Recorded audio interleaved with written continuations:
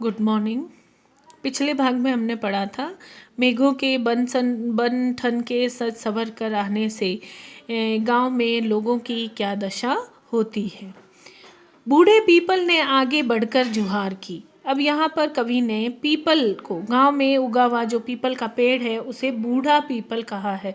बूढ़ा इसलिए कहा है क्योंकि जो गांव में जो पीपल का पेड़ होता है उसकी उम्र बहुत ज़्यादा होती है, वो लंबी आयु का होता है, बहुत पुराना होता है, इसलिए उसे बूढ़े की उपमा दी है। और कहा है कि बूढ़े पीपल ने आगे बढ़कर जुहार की यानी कि देखा, उसका स्वागत किया, अभिवादन किया। बरस बाद सुधी लेनी, यानी वो अपने दामाद से कह रहे हैं कि बरसों बाद आपने, यानी कई एक बरस बाद आपने फिर से इस ओर का रुख किया है, यहाँ पर आए हैं। बोली अकुलाई लता ओट हो किवार की।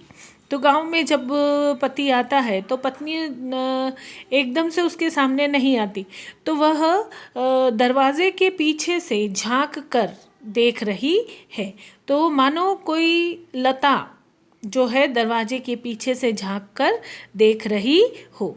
हरसाया ताल लाया पानी परात भर के, और खुशी खुशी, तालाब जो है, ताल यानी तालाब, तो तालाब खुशी से, हर्षाया यानी खुशी से, पानी परात भर के लाया, यानी गांव में दामाद के आने पर उसके पांव धोने की परंपरा है। तो यहाँ पर कवि ने उसको जोड़ा है यहाँ पर कि जब वर्षा होती है तो गांव में सारे तालाब भर जाते हैं, तो वो भरे हुए तालाब की उपमा परात भर कर पानी लाने से की है। तो यहाँ पर जो वधू का बड़ा भाई या पिता है, वो तालाब को उसकी उपमा दी है और कहा है कि वो तालाब में भरकर पानी मेघों के, यानी कि दामाद के पांव धोने के लिए लाया है। मेघ आए बड़े बन ठन के सवर के, तो इस तरह से मेघ बन ठन के सवर के आए हैं और उनके स्वागत में पूरा गांव लगा हुआ है।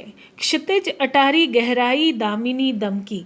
क्षितिज पर, क्षितिज यानी होराइजन, जहाँ पर धरती और आकाश मिलते से प्रतीत होते हैं।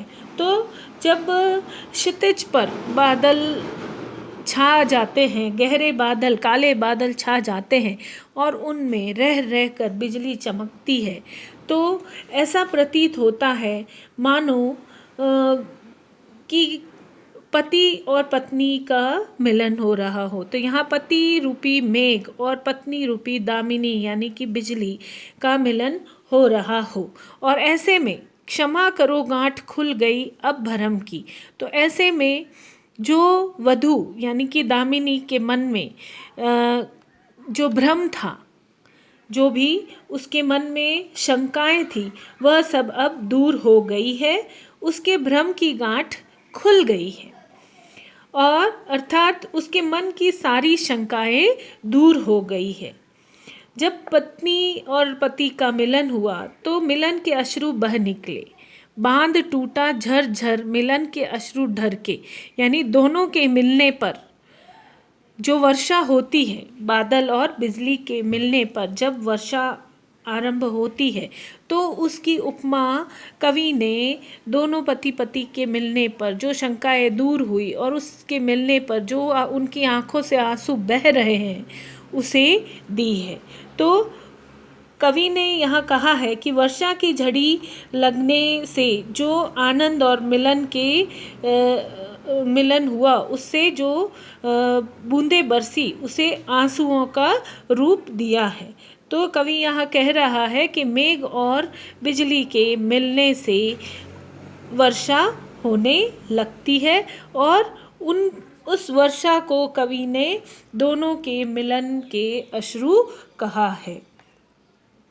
मेघ आए बन ठन के सवर के, तो यहाँ पर कवि यह कहना चाहता है कि बादल का जल इस प्रकार बरसने लगा जैसे किसी बांध के टूटने पर पानी तेज प्रवाह से बह रहा हो।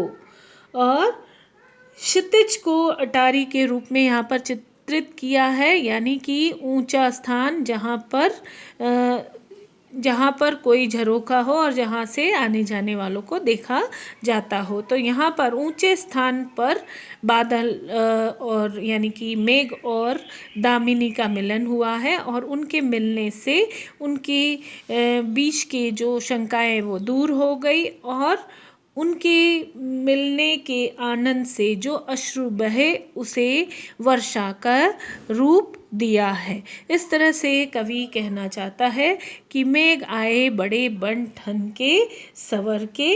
तो मेघों का आना सबको सुखद करता है, चारों ओर खुशहाली ला देता है। इस पाठ के प्रश्नोत्तर मैं पहले ही असाइनमेंट में दे चुकी हूँ, उसे लिखिए और याद कीजिए और साथ ही साथ कविता को पढ़कर उसे समझिए। धन्यवाद गर्ल्स।